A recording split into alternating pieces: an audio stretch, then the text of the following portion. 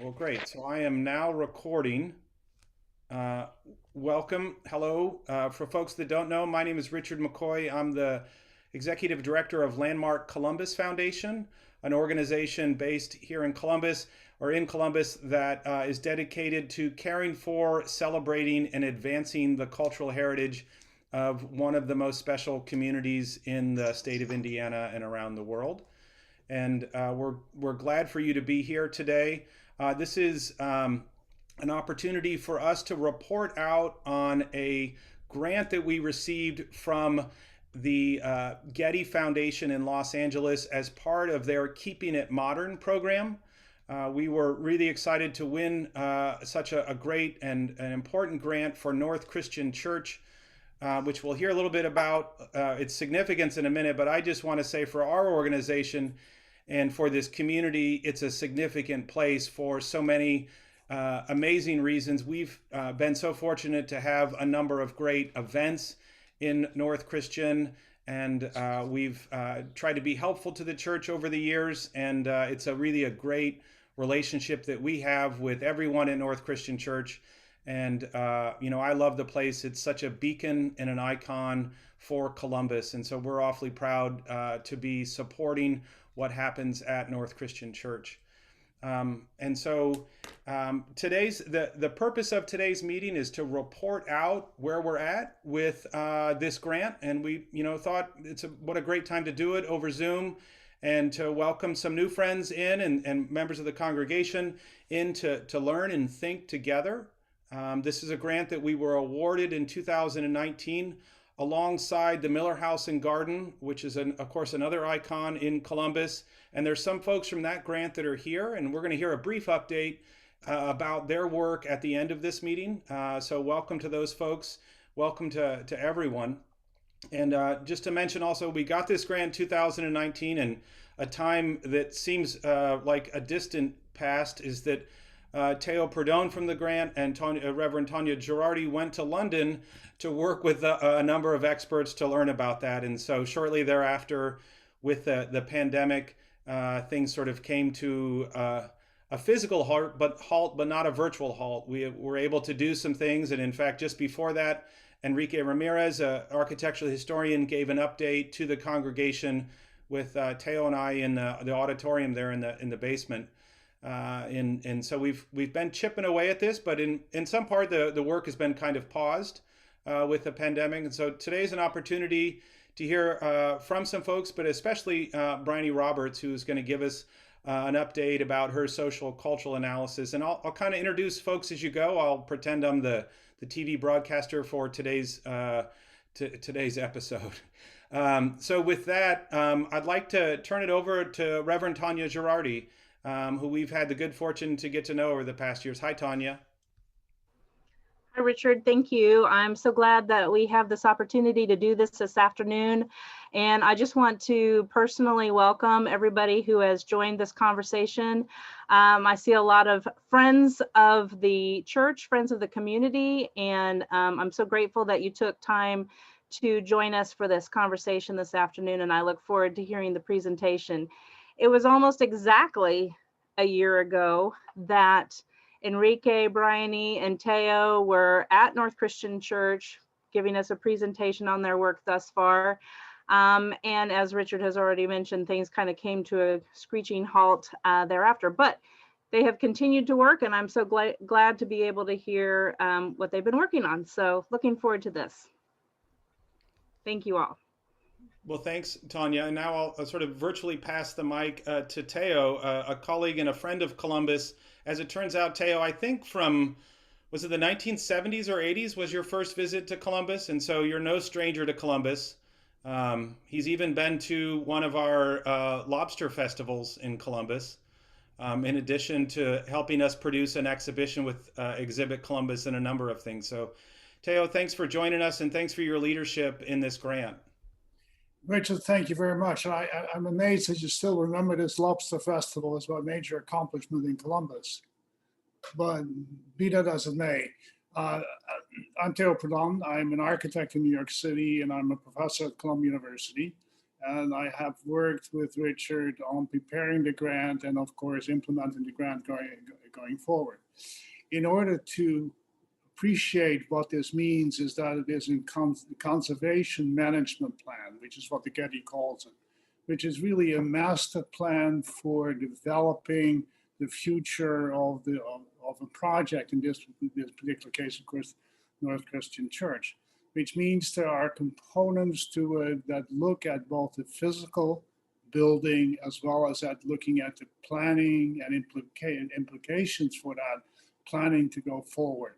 And within that context, of course, you will hear Enrique Ramirez talking about the history, looking at all the documentation that's there that tells us how the building evolves over time.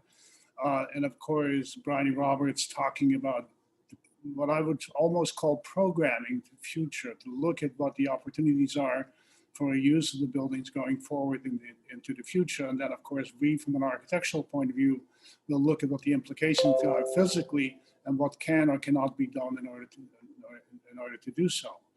So far, as Richard referred to, and of course Tonya also, is that we have been to the sites, we've looked at the building, we've done the research historically and looking at the building programmatically. We have not done the next step, looking at the implications. We haven't really looked at the landscape because clearly within the last year, we haven't had a chance to come back and travel and work with the landscape architects. Richard and Tonya referred to a workshop in London, which was sponsored by the Getty for all the recipients of that particular year of planning grants. And that's, of course, where we met Jean-Luc and some other members of his team. And we had a chance to sort of talk about what the implications are or the opportunities are for looking at the various projects together that are taking place within the community in Columbus. And I'm glad they will be having a chance to sort of update us as to where they are and what they've done so far. With that, Richard, I think I'd like to turn it over to Enrique to talk a little bit about what you have found in the discoveries that really indicate what the significance of the building is. Thank you, Teo. So just to follow up, my name is Enrique Ramirez. I'm an architectural historian.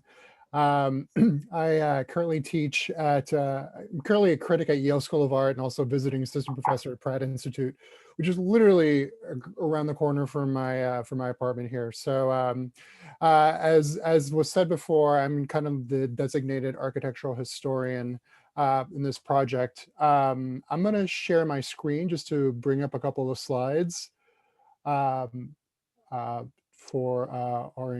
our enjoyment. 1 second, please.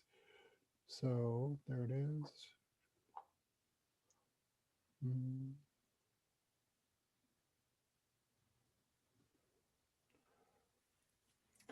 Great. So I'm in the process of writing a pretty extensive and detailed history of North Christian Church, which I should add would be the first ever dedicated to this particular building.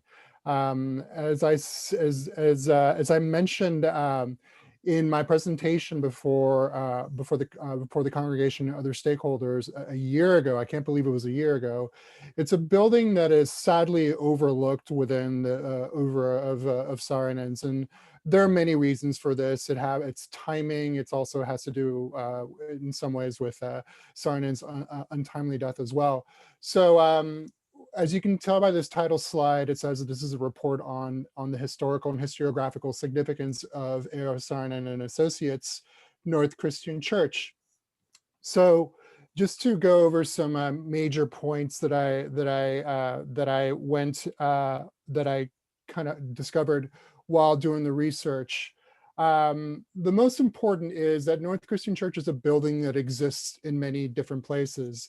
So in addition to the actual building on Tipton Lane, there are different archives throughout the United States that have drawings, documentation, and other ephemera related to the building.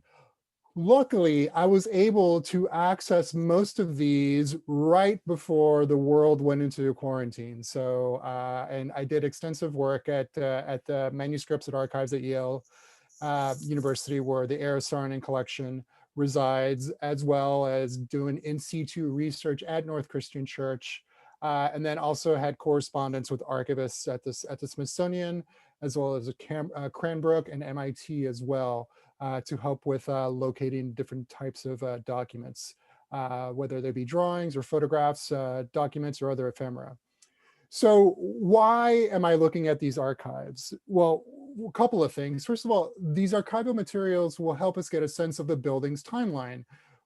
How did it exist? When was it made? How long did it take for it to get built? So as I say here, Saarinen's office began conceptual designs for the building in 1959 to 60. And though Saarinen died in 1961, construction did not commence until 1962. North Christian Church was completed in 1964. Kevin Roach, John Dinkeloo, and Dan Kiley all worked on aspects of the site design until 1974. So in many ways, it's a building that has transcended the life of Saarinen physically, and then also just historically as well. So, and I want to get, I'll get a little bit more into this, the importance of all these different people, why we want to consider this, especially when I get to the last slide. So why do we look at these archival materials? Well, put simply, these materials help us understand how to locate the history of North Christian Church within larger histories of modern architecture. Like I said, it's a building that occasionally gets mentioned, right? You will see photographs of the building, but there is no sustained discussion about North Christian Church, which is really unfortunate, because there's some really, really fantastic and amazing things about this building that deserve to be discussed and presented to the public. And lastly, these materials also help us understand the architectural and cultural significance of North Christian Church. Let's see, there we go. So, and so one of the things that I'm working on is basically it's called a statement of architectural significance. And there are a couple of things that I kind of determined from looking at the archival materials that helped me develop this kind of statement of architectural significance. And I'll just run through these real quickly. And then first of all, North Christian Church is a building that established a reputation of designers that would play a significant role in maintaining the architectural legacy of Columbus, Indiana. So it's not only North Christian Church that did this, but it's basically a lot of different Saarinen projects within Columbus helped establish these reputations. And this is, for example, the work of Roach Dinkeloo, as well as Edward Charles Bassett, Robert Venturi, and others. Also, North Christian Church is a building that really advanced architectural form in its integration of form and structure. It is a really unique building in that way. The way if we look at, for example, at the drawings, the way the HVAC and the ducting is really incorporated into the structure of the building, the way the building negotiates the sites, these are all really, really fascinating, which make it a very, very interesting building that is really advanced in its and it almost has like this like degree of foresight that's really unknown in other buildings at the time. For those of you in the region, this may be more familiar to you, but this is to say that North Christian Church is an iconic late modernist building that has often been imitated. It is a form, the kind of the spire and the very recognizable form. It's one that you see throughout. You see popping up in different kinds of places after the building was completed. Almost as if North Christian Church is kind of held as this example of how to do ecclesiastical design post-World War II. North Christian Church also proposed a new spatial solution for sacred gatherings. And this is basically the way that it collapsed all the different segregated functions in a church, basically putting them on top of each other, right? So, whereas different types of ecclesiastical plans, whether it's the Greek cross or the Roman cross, or like a more basilica type plan, that's basically, I wouldn't say it's abandoned, but it's basically reimagined in this new, unique way for New Christian Church. Those of you who those of you who live in Columbus, and those of us who have gone to Columbus many times, we all know that North Christian Church is a part of the civic infrastructure of Columbus, Indiana. And what I mean by civic infrastructure, I do mean this quite literally. It is part of this very, very iconic and legendary assembly of buildings that includes not only the buildings that are there on the, along Fifth and Washington, but also part of those buildings that were funded as part of the Cummins Architectural Foundation. And these last two bullet points are the ones that I'm really, really working on, because I think these are ways to really start moving forward with the significance of the building, and really, and I think they also may incorporate into some of the more nuts and bolts aspects of a conservation management plan moving forward. One of them is that North Christian Church is not just a building; it's a design site. As I said in the previous slide, the building, although completed in 1964, was still being worked on up to 1974, and that's basically different aspects of the site, from the driveway to the different plantings. And as you all know, it was being worked on and improved all the way up until 2000 as well. So since 1962, it's a building that's been worked on. Right, work continues on this building, and it's not just a building; it's a site. It's the grounds that are around it as well. And lastly, and this is really, really important, and I guess this is a way to really really lead into Bryony's work. But North Christian Church is a product of the collective imagination, and by this that I mean it is a collaborative work between Eero Saarinen and Associates, North Christian Church, as well as the community. Although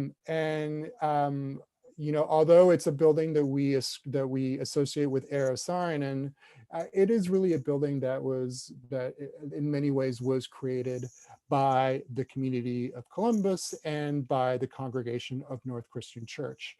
If any of you have any questions or would like to see some more materials, you can, Richard has a way to get in touch with me, and I can give you some more materials so you can look at, but I'll just leave it at here so we can have some time to listen to Bryony's presentation. Thank you. Well, thank you, Enrique. We're so fortunate to have a scholar of your caliber and insight working with us on this program.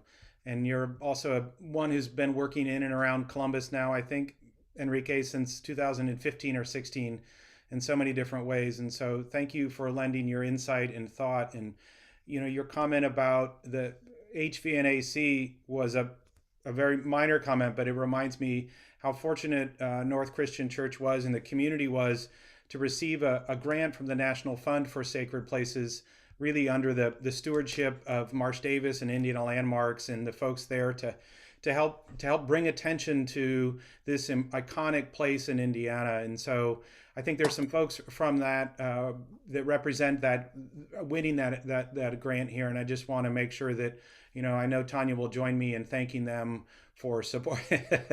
Thank you, and supporting that. So what a transformative grant that was. And I think it's one that really resonated, not just within North Christian Church, but far beyond. So thank you. And it's a complicated HVAC system that got a major grant to upgrade it. So thank you. And then just to follow up on Enrique's other point, if you do have questions, you're welcome to put them in the chat or send them to me, and we'll go through them. For the rest of the program, though, we're going to turn the conversation over to Bryony in just a second. But just to say, we will have a chance towards the end to have a little bit of a conversation and get some feedback from you all.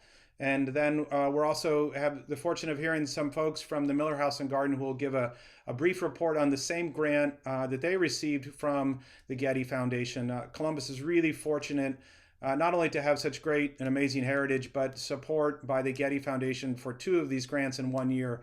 It's really unheard of for that organization, and so we feel great about that.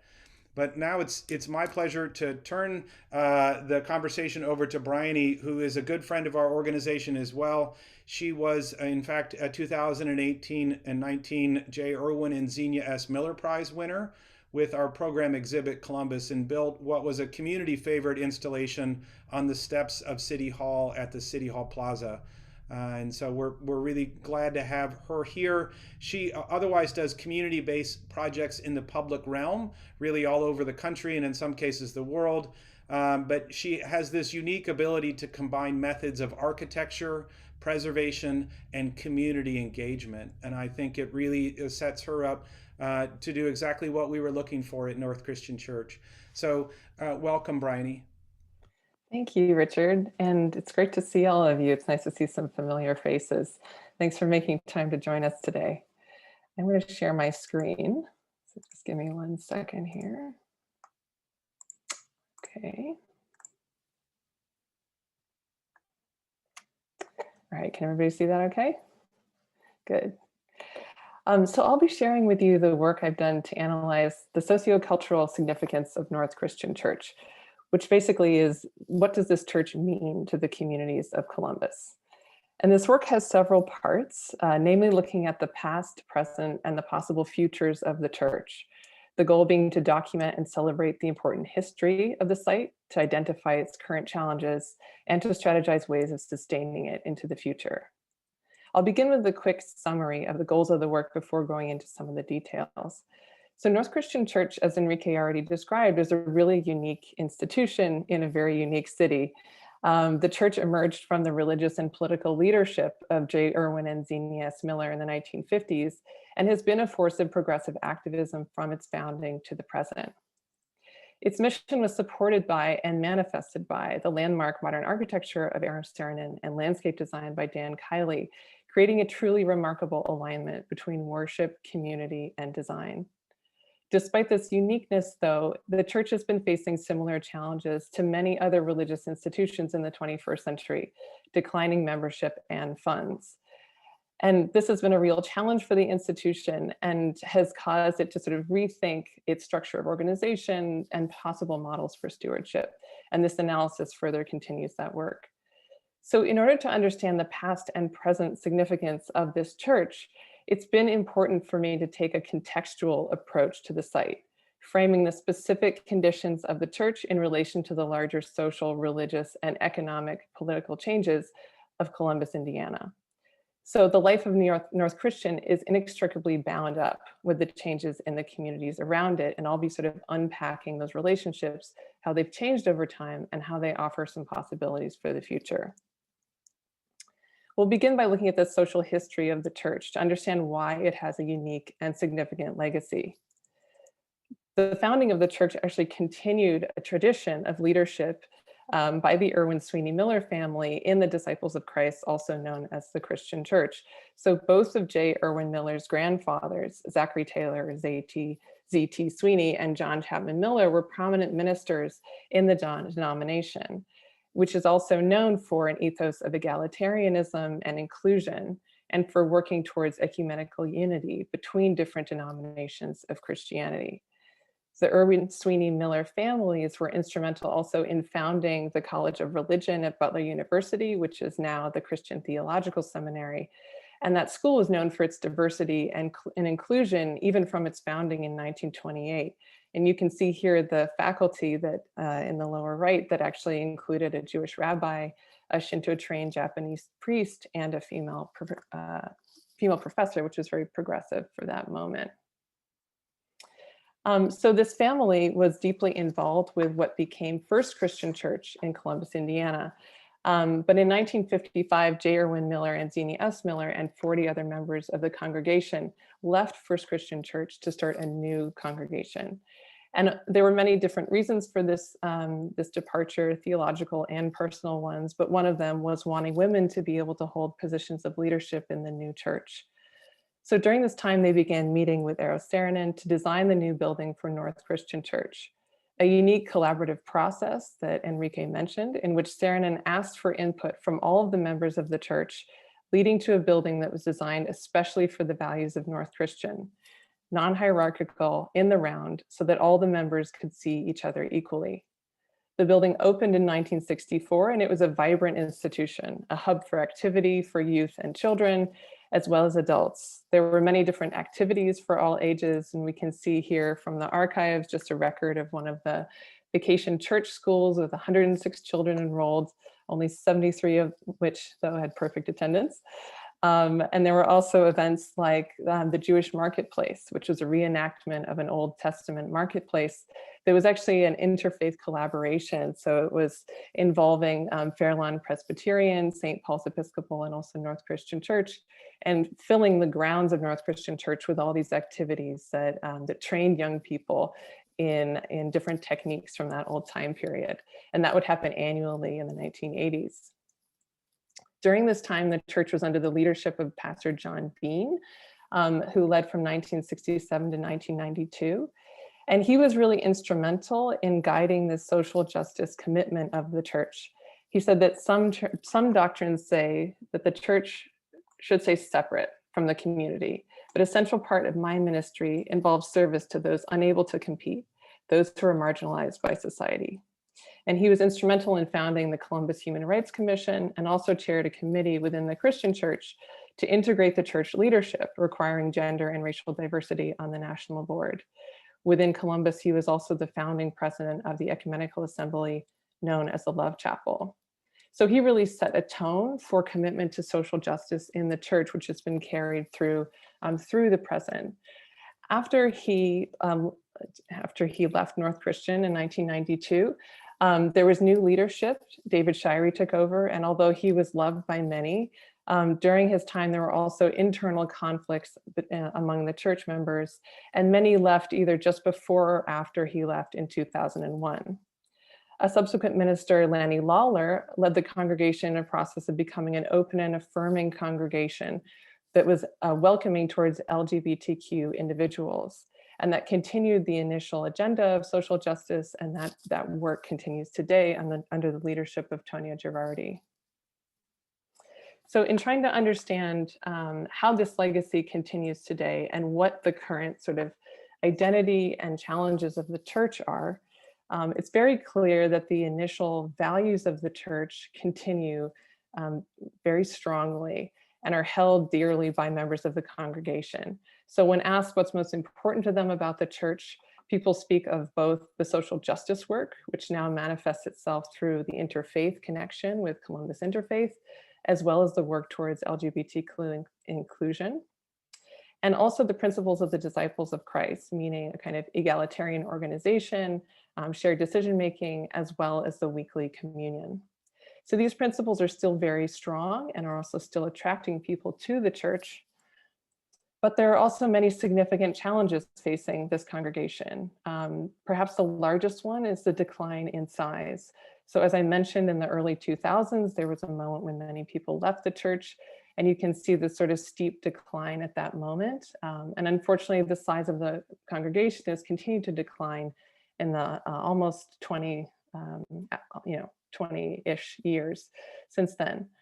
And this is due to several factors. In part, there were these ideological differences, but also the aging of the population.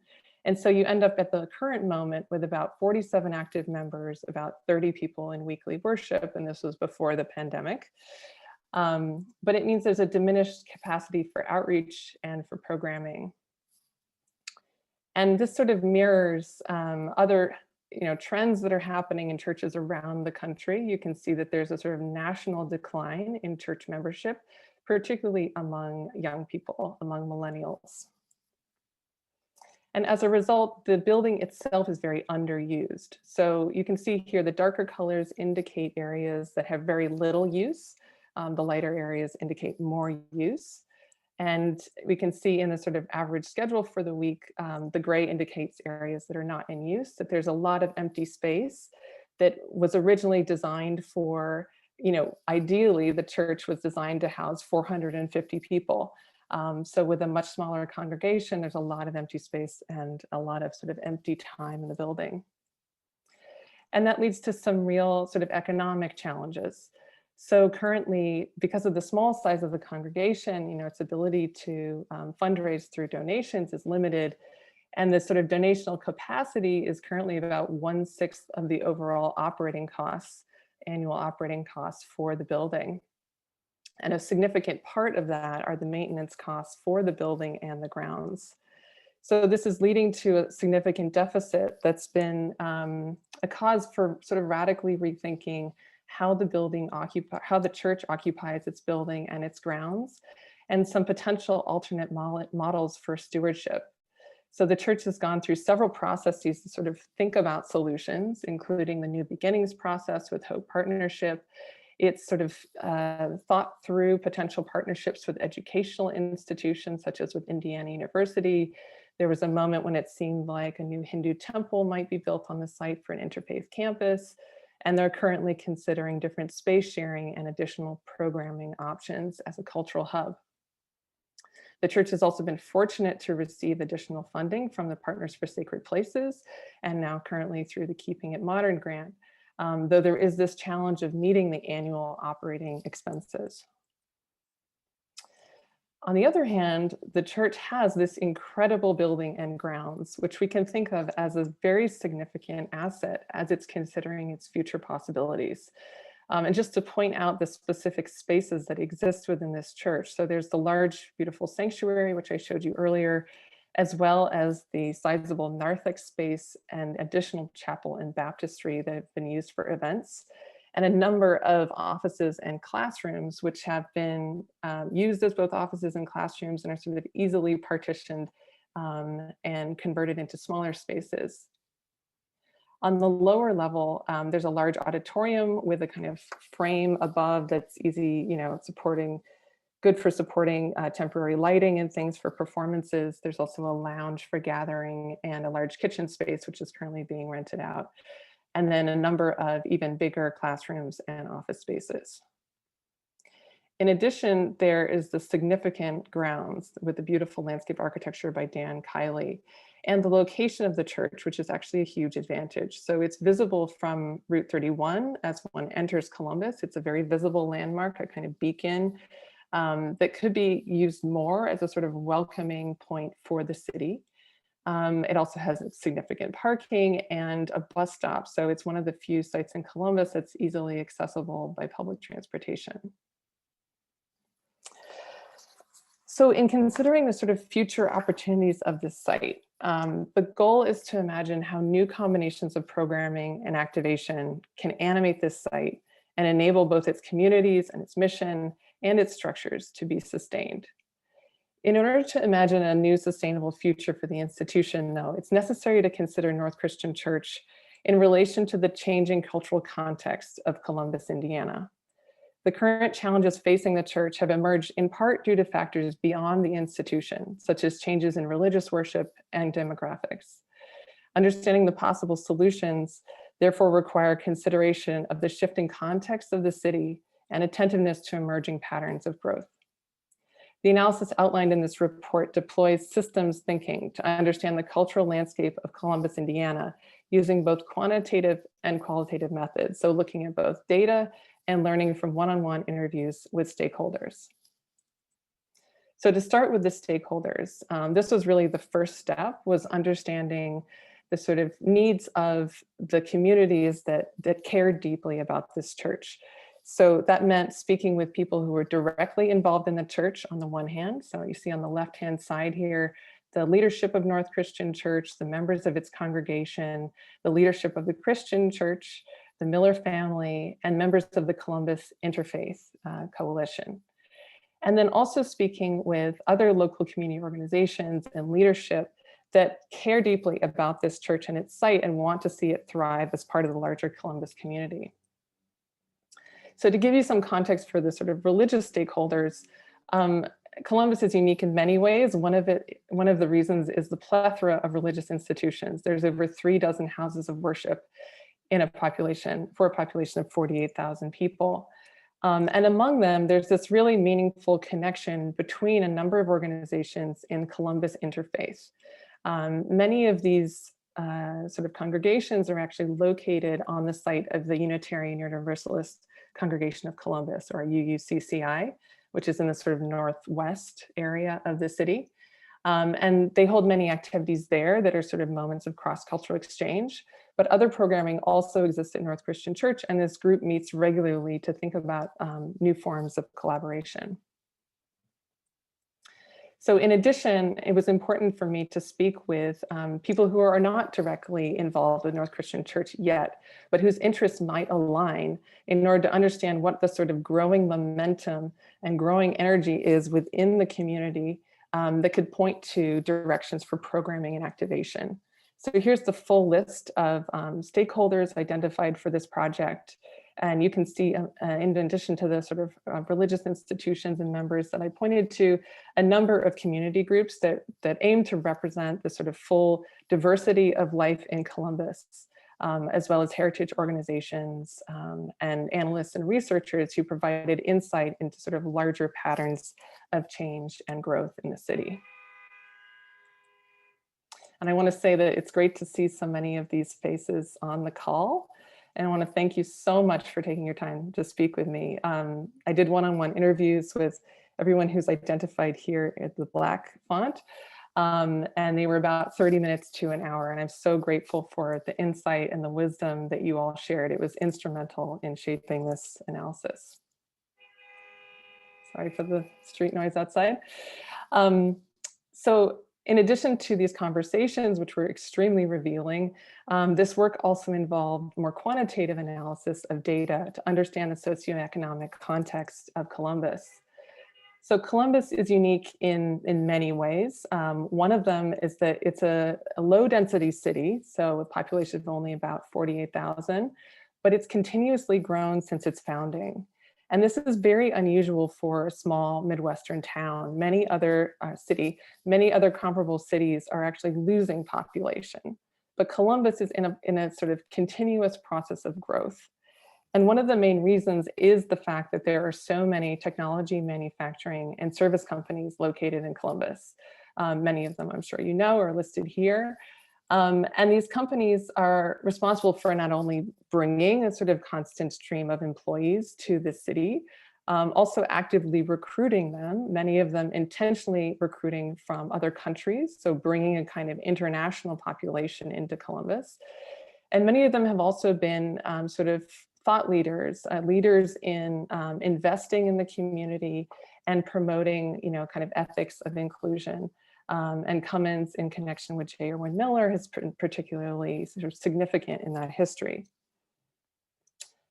So there has been continuous growth in this area, but it's interesting to see how the demographics of that growth are really changing over time. So between 2010 and 2018, we see that there was a growth in Bartholomew County of almost 7,000 people, and the vast majority of those people are from populations of color. And so it's really interesting to see how communities of color are driving growth in this area. And just to break that down a little further, this is based on a report from the United Way on equity and inclusion. And we can see how 30% of students in Bartholomew County school districts are people of color. And the communities that are growing the most are Hispanic populations, Asian populations, as well as Black populations and mixed race communities. So part of this picture is also that there's out-migration from Indiana. So educated employees tend to leave small cities for jobs in larger cities. And for example, in 2014, Indiana experienced a net domestic out-migration of 5,000 households. So one of the consequences of this is this continued need for recruitment beyond the local population. And for many companies in Columbus, that means constantly recruiting the best and the brightest from international communities around the world. And that brings us to this increasing diversity within Columbus itself, but also at the same time, a diversity that is not that evenly distributed and is not always leading to equitable opportunities or evenly distributed prosperity. So we can see here that there are sort of pockets of cultural enclaves within Columbus. We see the Asian populations on the left, Hispanic populations on the right. They're concentrated in different parts of the city. And these concentrations also align with real disparities in median income. So we can see that even in a very small city like Columbus, there is a huge contrast between one census tract where the median income is over $100,000 a year, and another where the median income is $34,000 a year. So just to emphasize the point that there is growth, there is prosperity, but it's not evenly distributed. And we can see here how that breaks down even further in terms of race, with big differences between the median income of Hispanic populations, which is on average $40,000, white, which is $57,000, and Asian, which is $98,000. There's also a question of inclusion and welcoming. So Mark Stewart was quoted in a recent article in The Republic as saying, after engaging in equity work for the past few years, it is now my viewpoint that Columbus is not as welcoming as I've always believed that it is. There are definitely parts and pieces of our community that are welcoming. However, there are significant parts of our community that are not at all inclusive. Some have described this phenomenon as the Columbus bubbles of inclusivity. And this observation is borne out with data from the Welcoming Community Survey from 2018, in which 25% of respondents experienced some discrimination and identified the cause as being about race, national origin, religion, sexual orientation, etc. So in hearing all of the sort of feedback from the stakeholders and analyzing this data, there was really surprising sort of consensus, particularly among the stakeholders, about what the urgent needs are for Columbus. I think the theme that kept reappearing is the fact that Columbus is in this major moment of transition, of change. It's basically on the cusp of diversification, but the cultural life of the city hasn't quite changed enough to create a fully inclusive and welcoming environment for everybody. So even though there's a huge amount of intention to create that environment and actually a lot of support from local companies to create an environment of inclusiveness, it's just that there's a lot of work still need to be done in terms of sort of educational programming and even institutional organization. So the themes that kept emerging were this issue of inclusion, of creating a supportive and welcoming atmosphere for all, equity, so improving access to employment, housing, transportation, social services, and cultural amenities, so the need for more active and diverse cultural amenities. Just to break that down a little bit more, so the challenges for diverse communities are these sort of tangible issues of prosperity, but also inclusion in cultural institutions and leadership in organizations and government. And this unevenly welcoming issue of people experiencing slurs, teasing for their children in school, and even threats, particularly for the Muslim community. And these become real issues, real economic issues. So for employers, there's a challenge of attracting and retaining skilled employees coming from other countries. Issues of intolerance faced by employees can be a real deterrent. And I heard from people that often sort of recruited employees from other countries will call ahead to communities in Columbus and see, what it's like and if it's a nice place for their family to move. And so it is a real sort of both economic and cultural issue to create this like very vibrant and tolerant environment. And there's also this question of cultural amenities that are needed to draw workers these days, because people expect, great restaurants and arts venues and festivals and public events, which are needed. And then finally, there are many groups that are already doing this work on equity and inclusion. And I learned a great deal from all of them about the research they're doing and the work that they're doing. And I think the fact that so many of them are doing this work is significant, and I'll get to that shortly. So this is a very active philanthropic community with many nonprofit organizations. But currently this equity work, which is done by many of the organizations listed here, such as United Way, Heritage Fund, Civic Lab, Columbus Interfaith, Cameo, SUCASA, NAACP, African American Fund, IUPUC, and many more. They're all happening pretty independently. And so I did hear from many people the desire for coordination, sharing of resources, sharing of information, educational programming, and the need for a space where cross-cultural exchange can happen, where these communities that are living in different parts of the city can actually come together and meet in order to overcome some of those inevitable implicit bias issues. There's also a lack of an affordable venue for mid-sized events. So the Commons is sort of the default venue, but many organizations spoke about it being too expensive for them to afford. but they could afford about half of the typical price for an event. And that conveniently happens to be what North Christian charges for its event space, as I'll get to shortly. So just to conclude, so these are these three key issues that have come up. And I think it's, really remarkable to see how much work is being done around equity and inclusion right now in Columbus. Columbus has always sort of aimed to be a thought leader and create a kind of model community. And many people are at work right now thinking about how Columbus could become, the most equitable city of its size. And I think that's a very important momentum to recognize, and one that aligns perfectly with the historical mission of North Christian Church.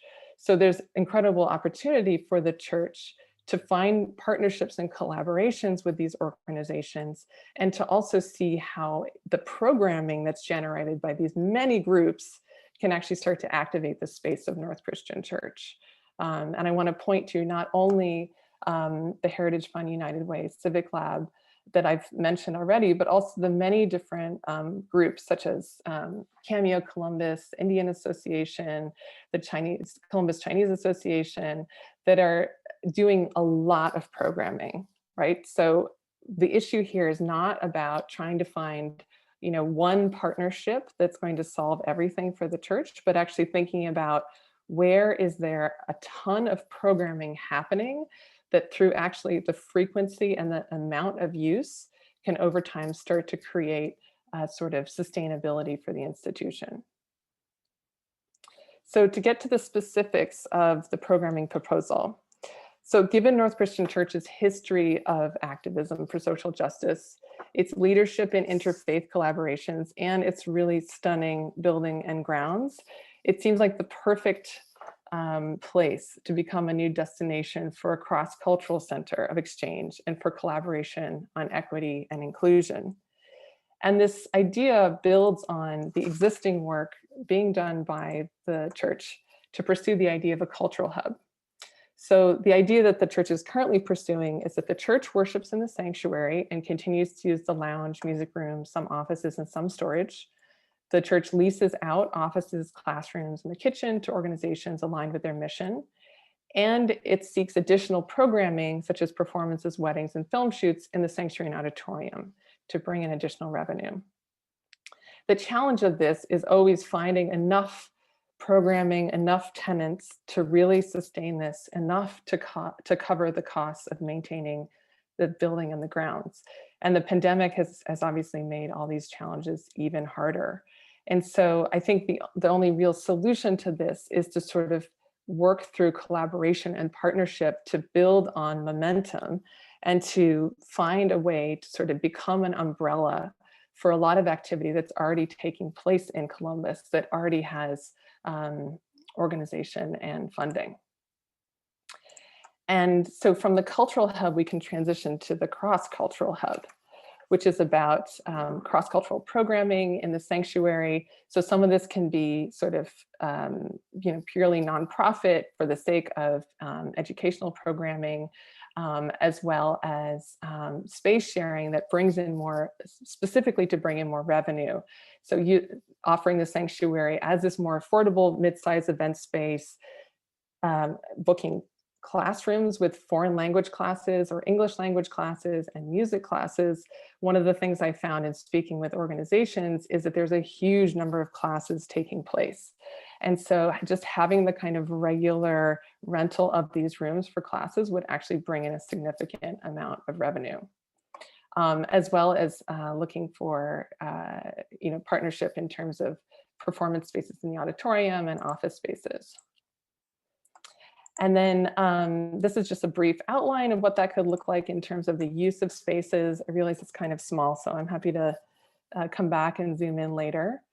And then to understand how this could work in terms of institutional organization, it's helpful to look to case studies of churches that have done very similar things. And there are many, because as I mentioned, many churches are facing this challenge of smaller congregations and diminished funds. So these are some churches that have gone from being solely a religious institution to sort of creating a nonprofit institution that is partnered with the religious institution and is answerable to it. So the nonprofit has members of the church on the board, they get veto power, but the nonprofit manages the fundraising and the programming. And we can see a smaller version of that with the First Christian Church in Columbus, which has done this to fundraise for repairs to its tower. One of the best case studies for this is a case study from Partners for Sacred Places. And so it was really inspiring to read about this example in which basically it's very similar to North Christian Church. A nonprofit was formed in order to manage cultural programming on the site and fundraising to cover repairs to the building. And it emerged from conversations with stakeholders that pointed to a real consensus about what the community needed in the space. And it's been a highly successful project in terms of both its programming and its fundraising. And then, here are just some alternative models in terms of thinking about how to structure the rental of spaces, that it could be a membership model, which is very common among nonprofit organizations, where people can, be a member and get sort of office rental, but also some storage space or access to event space. And it's a way of just creating more sort of regular funding for the institution.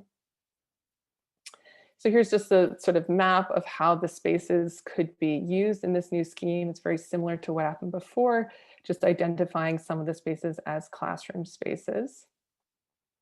And then a proposed schedule for basically how this could happen in a sample week, with the idea of keeping the institution as full as possible, that the more people that come in, the more it's going to feel like a vibrant space and the more it can reach those goals of cross-cultural exchange.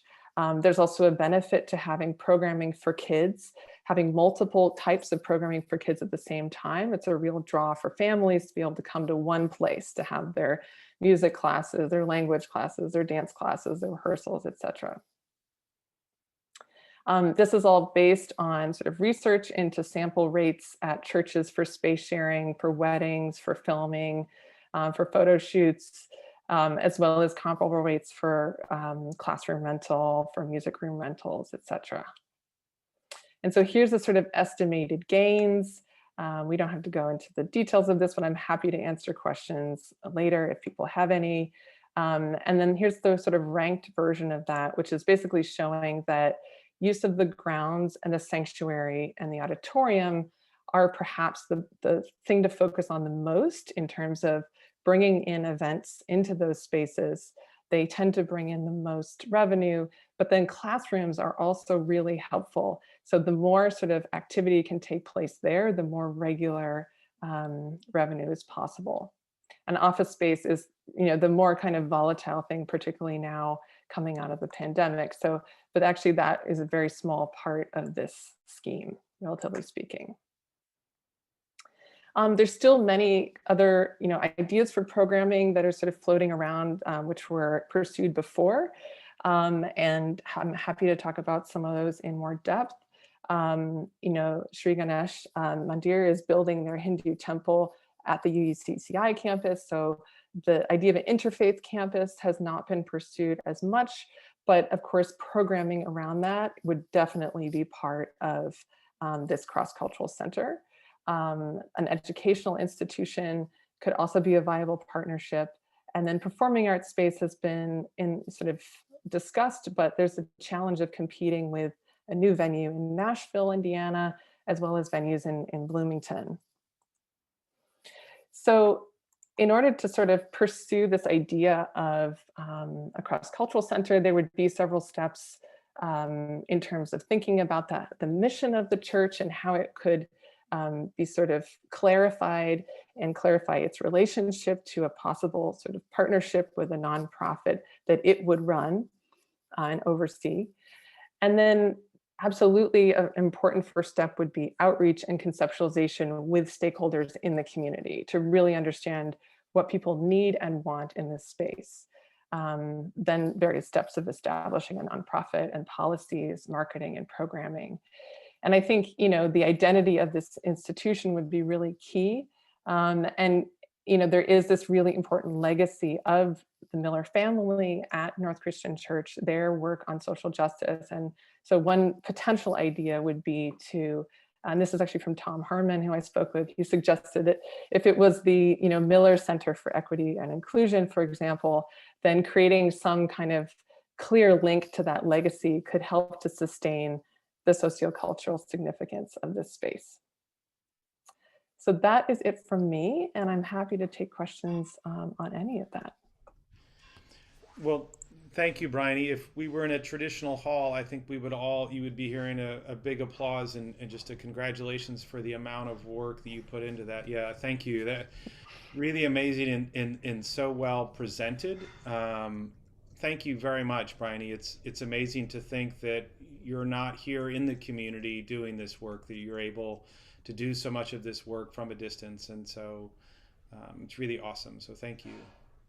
Thank you. It's been such a pleasure speaking with all of you. And I'm seeing all these people who are so influential in making suggestions for what could happen here. So thank you all. And maybe just before we turn it over to a broader discussion, to lean back to Reverend Girardi and Teo, to sort of maybe first Teo and Reverend to put this in the context of a conservation management plan and how this also relates. Tanya, I'm guessing Bryony didn't just make all this up today, that these are ideas that you've been exploring and considering. And so just to hear your initial feedback, Reverend, from this talk and how you see it framing in there, and maybe then Teo talking about, this is a bit non-traditional for a conservation management plan, Teo, but it's super important to what we need right now.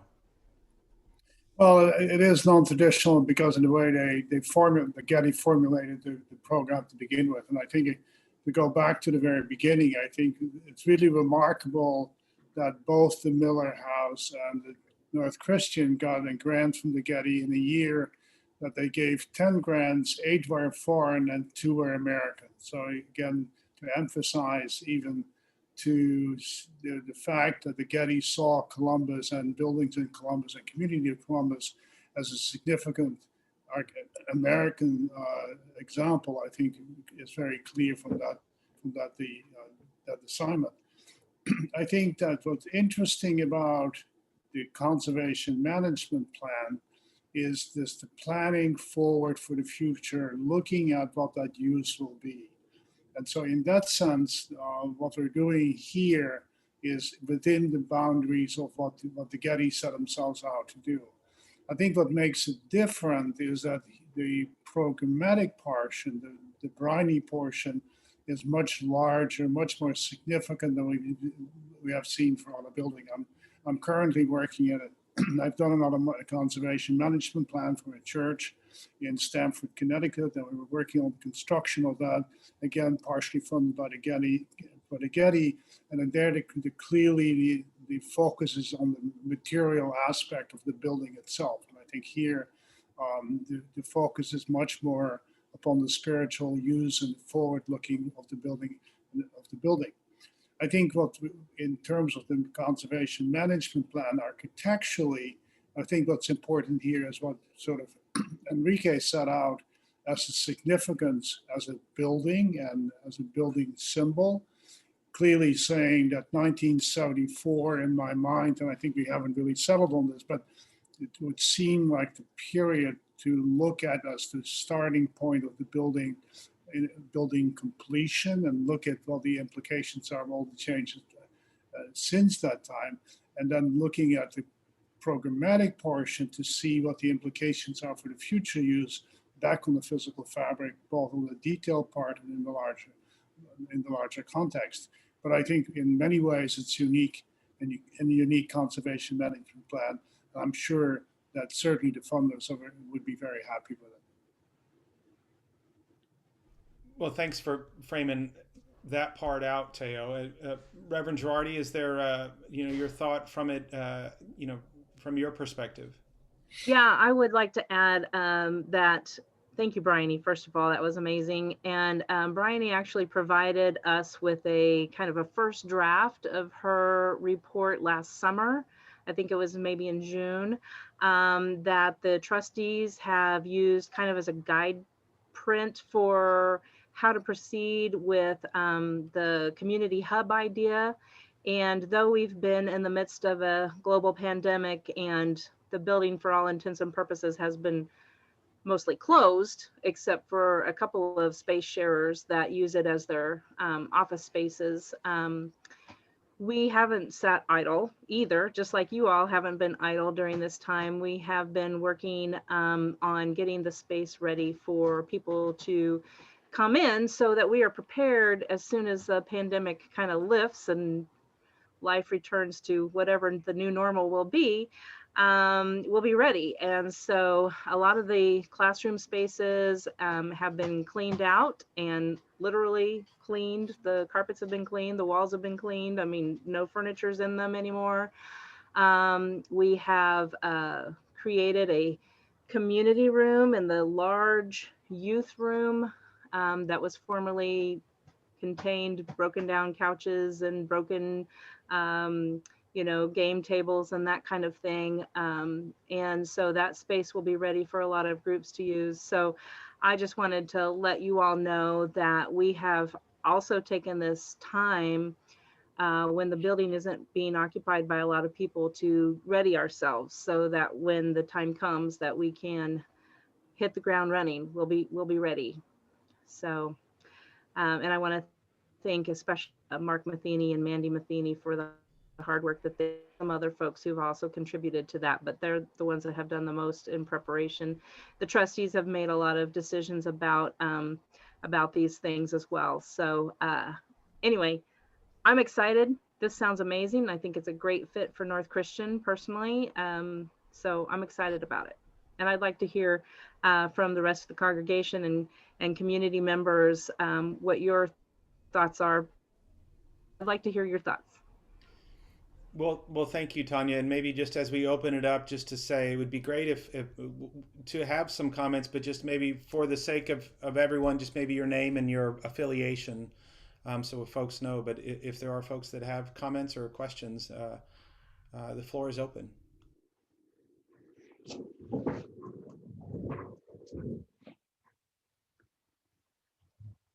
Well, this is John Burnett. I'm never one to be quiet for too long, so I'll speak up.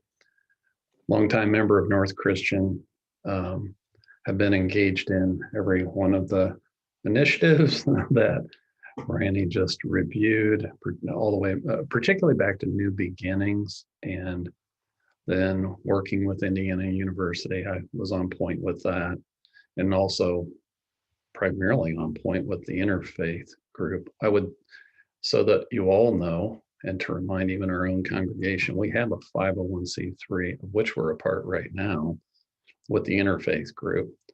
So if that's a path that the congregation, the community would want to take, there is one there. I don't know if Bryony, you knew that or not, but I know because my name's on it because Tanya asked me to sign it, so I did. So I do whatever Tanya tells me to do. But to the review of the idea, it is like you were here, Bryony. There's a deep level of work going on in the community with respect to equity. And I know that because our team is Civic Lab. And so we work with IU and Purdue and Ivy Tech and the local schools and United Way. And actually, most of the interfaith group and most of the folks that you listed there, and this isn't about us, it's just we have the privilege of being in the middle of bringing together a lot of people from a lot of organizations to focus on equity. And that our primary purpose originally, and still is to this day at the heart of it, education connected to economic opportunity in this place we call home. But the maps that were shared really do paint a picture of Columbus. By the way, health is something else to really focus in on. 17 plus year difference from the wealthiest area to one of the most challenging areas. Health life expectancy, 17 plus years in Columbus, Indiana.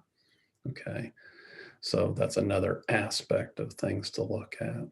So I won't drone on because we're in a big group, and this is the 90th or 9th Zoom of the day. I'm not sure which anymore, but I think you've actually captured very well what could happen.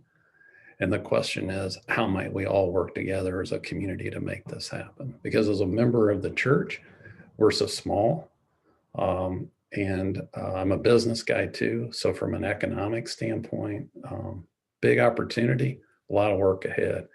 And we take a heavy lift from the collective here and beyond to really make this thing go.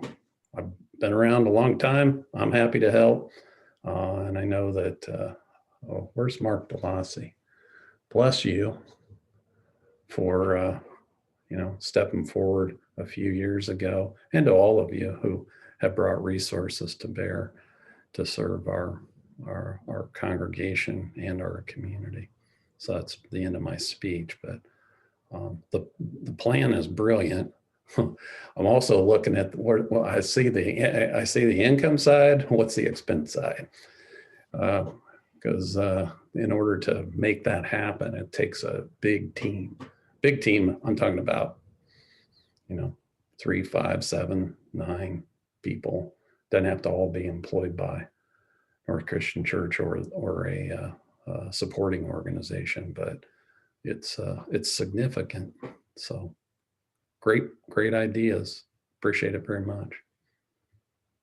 Thank you, John. It really means a lot to hear that from you. And since the work that you're doing at Civic Lab is so clearly a model and inspiration for this. So yeah, I think it's a really important point about the labor. And one of the suggestions was that one of the first steps would actually be to, after forming the nonprofit, to hire someone to lead the charge on this, so that responsibility doesn't fall collectively to the church leadership, because it really would take focused effort. And currently the church has the community ambassador that's doing some of this work, as well as someone who manages marketing. So there is an understanding already about the need for focused attention on this kind of stuff to make it happen.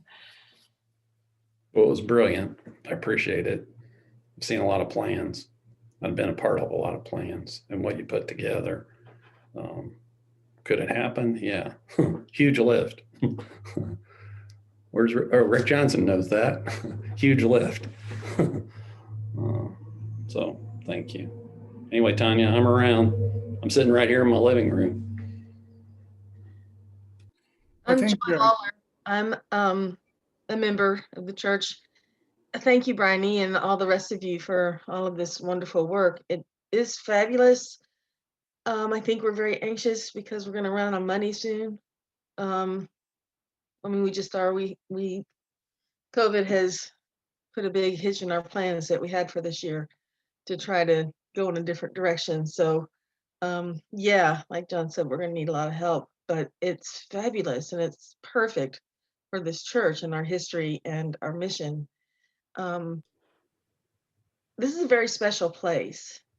I'm a pastor myself and I've pastored other churches. I'm also the wife of Lanny Lawler, who was the pastor here. And this is a very special place, a very special church. And I really don't want to lose it.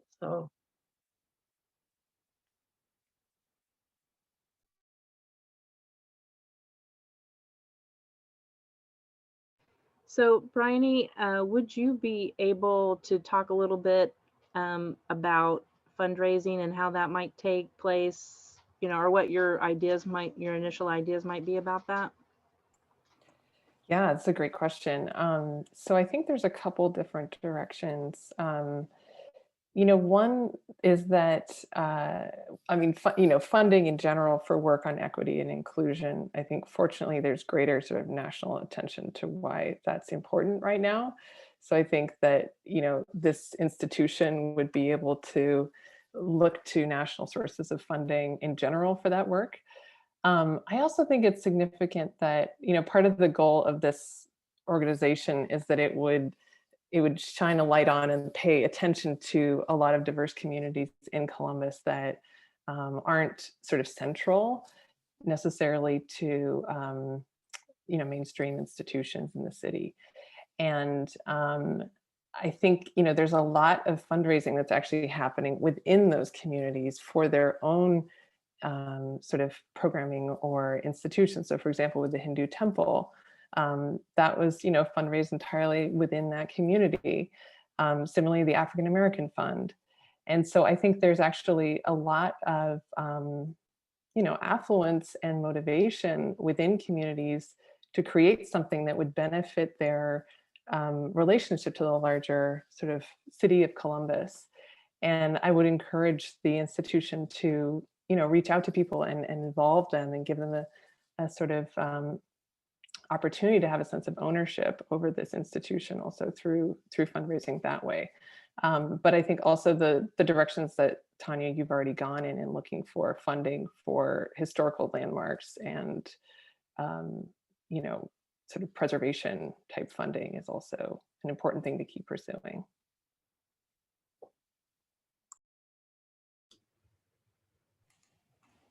I'm Rick Spleth. I'm the regional minister for the Christian Church Disciples of Christ in Indiana. I want to thank Enrique and Bryony for their presentations today. The thoroughness and depth was just remarkable. It reminds me again of the special and unique quality of this building and this place, and the opportunity that is there that is also unique. I think the plan has great promise. Yes, there's a lot of expense side to the income generation as well, but those two work together to create the buzz, and I think that's what we're all hoping can occur, not just for the North Christian Church congregation, but for the community as a whole, and for the ways in which Columbus might impact our larger society. So I'm thankful for this work and want to encourage its continuing effort.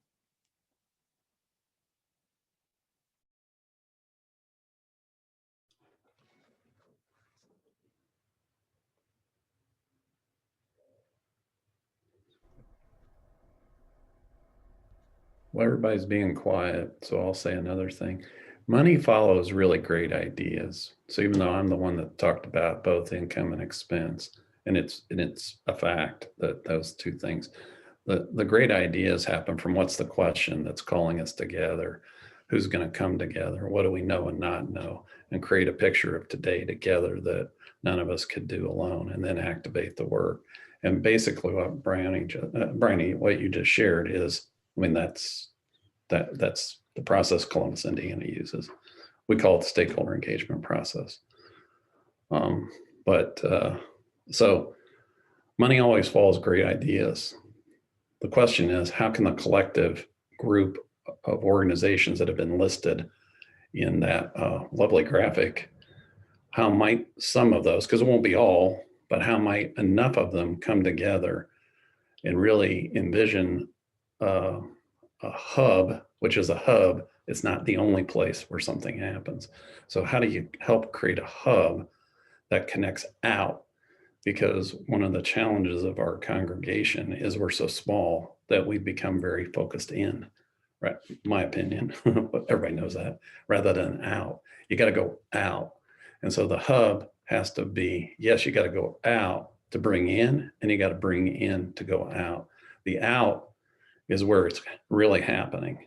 The inside, what happens inside the building, will be a small portion of what could be. And this is, by the way, a hub that can be connected to a lot of other hubs that are being envisioned and or are already unfolding in our community.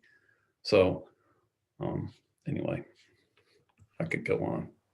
Those of you who know me know I could, but I care. I mean, I've been a part of this congregation since the 80s, right? Moved away and back 5 times. My wife's on here somewhere. Oh, hi. But you know, we're in trouble, and we got to do something very dramatic, and it can't be in. It's got to be hub, in, out, connect to other hubs. It's a great point. Sorry, go ahead, Bryony. I was just going to add to that some things I forgot to mention earlier. So John, that question of, how is it going to happen? So not to put them on the spot, but I do think Columbus is, unique also for having the leadership of things like Landmark Columbus and the Heritage Fund, who are leaders in thinking about how these different parts of the community can coalesce and collaborate. And so I would hope that there could be some help for the church in that process of coordination. And then in terms of fundraising, I mean, the huge element that I didn't mention is the fact that so many of the private companies in Columbus are already investing in these issues and doing work to try to improve conditions of equity and inclusion. And so I think there would be significant private interest in this as well, even if just as a venue in which to do some of the work they're already thinking about. I want to say a word about the conflict that we have in our history. It was pretty gnarly, but I honestly think we're over it. Really. I mean, we look around and we have sailed through COVID pretty well compared to others. We haven't thought about any of it. What we're going to do. I think we're over it, and that's a huge blessing. Richard, would you mind if I put you on the spot for a minute? Because you have worked with First Christian Church on their foundation, and you have your own foundation. Could you share just a little bit about what that might look like for North Christian?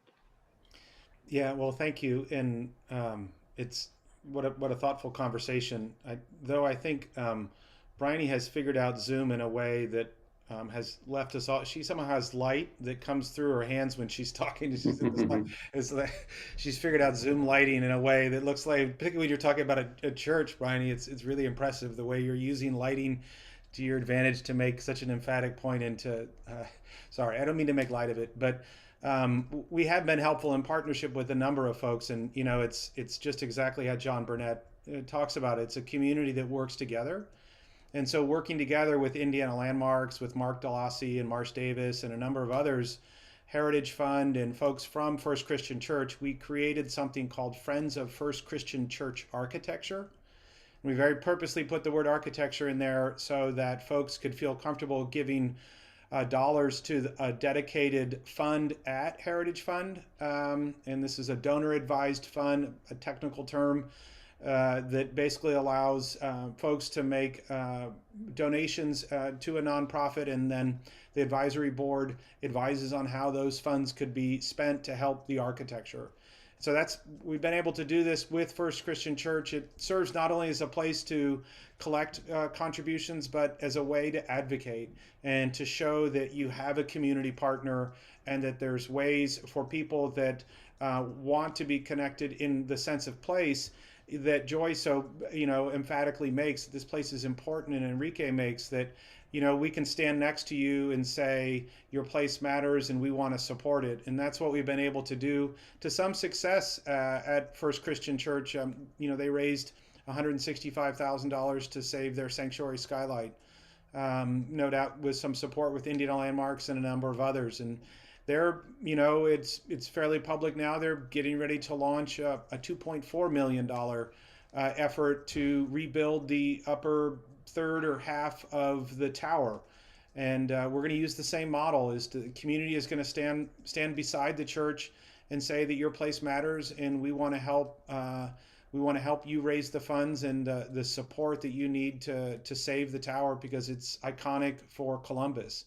So I say that in the same way as that North Christian Church, as I said in the beginning, it's a beacon, and it communicates out to the world what Columbus is all about. And what better message to come from that beacon than what Bryony and the church has put together so far. It's something that feels very natural in Columbus, and it's something that I think much of Indiana would benefit to hear from and far beyond. My name's Dick Ham. I'm former head of the Disciples of Christ and a member of the advisory board for National Sacred Places. And I'm very pleased that Sacred Place has made an investment in North Church. And I think following a course like this would really rationalize that investment. I think that North Church could be a model for churches across the land, especially mainline Protestant churches, not only mainline Protestant churches, but especially mainline Protestant churches that are beginning to learn that their futures are tied to their ability to be present in their communities and to be engaged in their communities rather than being standalone places away from the community. They need to be actively engaged in their communities. So I think that this holds some promise for future growth of North Christian Church and serves as a model of sustainability. And I've got a closet full of ties that I keep hoping will come back. But buildings aren't really like ties. Those ties are probably never going to come back in the form they were before. And so I might as well just go ahead and get rid of those. But I go to a church in Indianapolis, Central Christian Church, that is an old building that is being revitalized, and the congregation is being revitalized along with it. And I think this kind of an architectural I don't want to say monument because that puts it in the past, but this kind of architectural achievement will continue to have relevance for the future if we take this kind of path. So I just think it's a very positive way forward, and I think it has significance for our society as a whole, because so much that we've seen happening in our country over the last several years, I think, is related to the loss of social capital. Everybody's bowling alone. And for North Church to become a hub for creating that kind of social capital and bringing different groups together within the community, if only in the beginning to share space, but then rubbing up against each other and seeing opportunities for cooperation and work together. I just think this is all good. So I strongly affirm this report and express strong hope for the possibilities here. Well, thank you, Dick. And just to be mindful of time, I think that the conversation is really just starting to get going a little bit, but I'm sorry, I want to be mindful of time and for us to end on time. Teo, before maybe you close it out, I'd love to just recognize Jean-Luc Howell and the folks from Newfields who are working on a similar grant at the Miller House and Garden. And maybe if you just as a matter of exchange, we'd love to know how your project's going or has not been going because of the pandemic. Just a few minutes on that, if you would. Yeah, sure. Absolutely. Thanks for inviting us to this talk. It's great to hear how the project is going. I first heard about it when Tanya and Theo and I and Pamela Hawkins, my colleague here from Penn Praxis that is helping Newfields. She's the leader of the Penn Praxis team helping Newfields with this report. When we got together in London about last October, maybe, so over a year ago. It was great to hear some of these ideas that Tanya was talking about, the energy she had for the community and kind of bringing things together, and the passion for the building and the historic architecture of the building. So it's really great to see this project kind of come to light and to see the faces she was kind of talking about when we were meeting in London and the great community that she has supporting her in this work that you guys are doing. As far as Miller House goes or not going, we have actually been able to accomplish quite a bit with our team just due to the vast archive that the museum holds and all the material that we have from the family, from the architects, and everyone involved on the project. So they were able to really dive into that. And so our report is roughly 60% complete. Although the really meat and potatoes, nuts and bolts, however you want to call it, we are unfortunately on hold because the team from Penn Praxis has not been able to come out to the site yet. Our first site visit was going to be spring of 2020. And unfortunately, you know, everybody's travel plans quickly got canceled.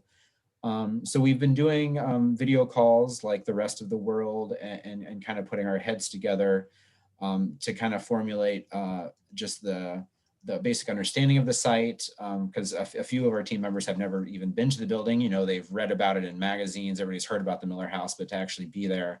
And I know Pamela is just chomping at the bit to come and see and smell and see all, you know, the site for herself.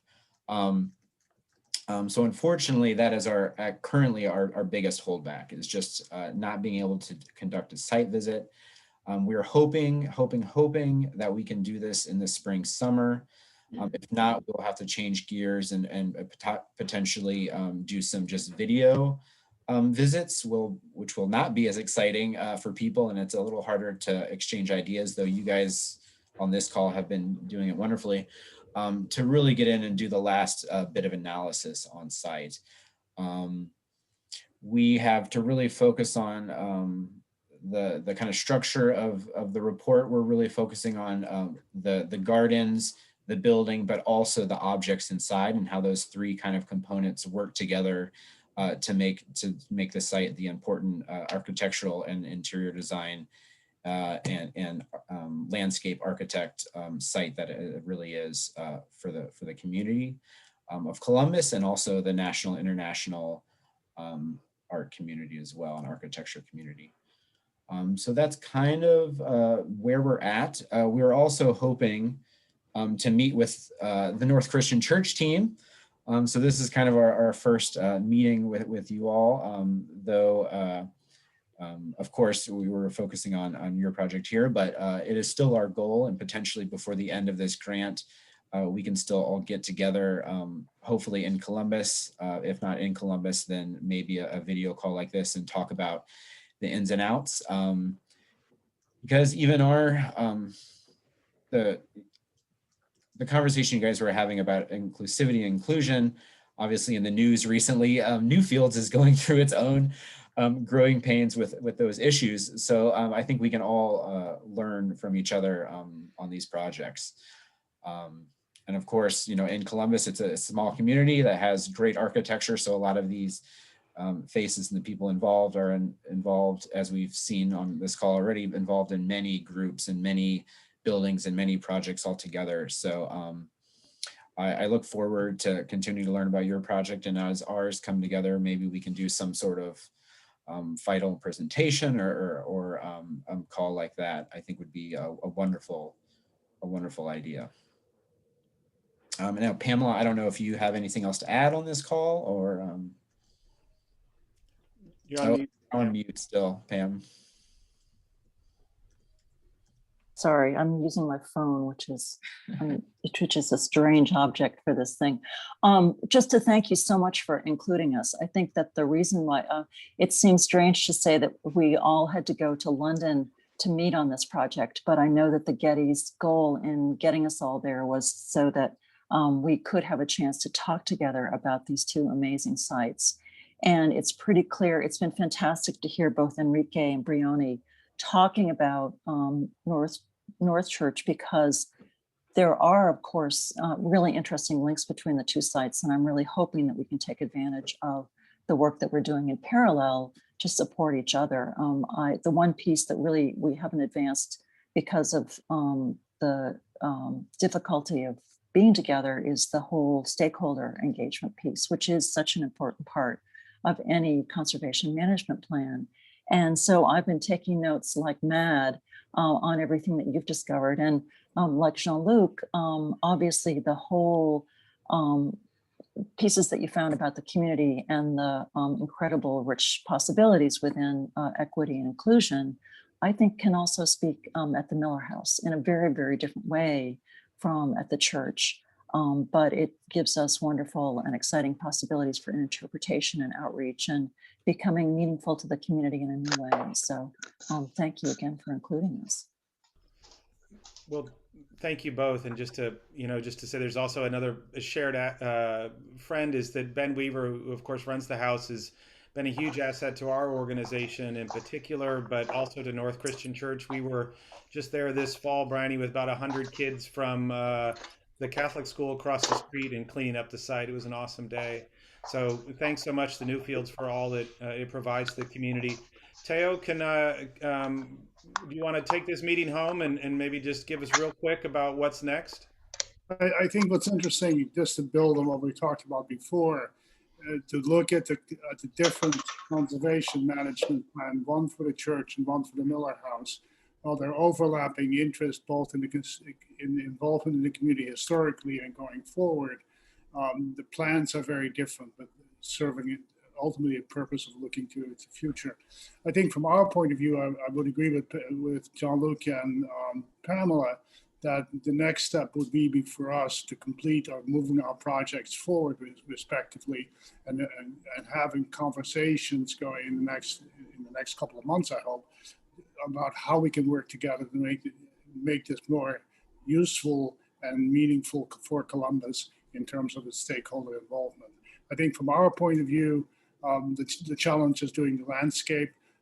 Similarly, hopefully by the end of the spring or in the summer, we will make our site visits and move this project forward. Well, thank you, Teo, and thanks to everybody for listening today. I'm going to stop the recording and sort of end the meeting, but just, and thanks to Reverend Girardi and everyone, just gratitude all around. I'm happy to hang for a bit, but just thanks everyone, and we'll see you around, hopefully in person soon.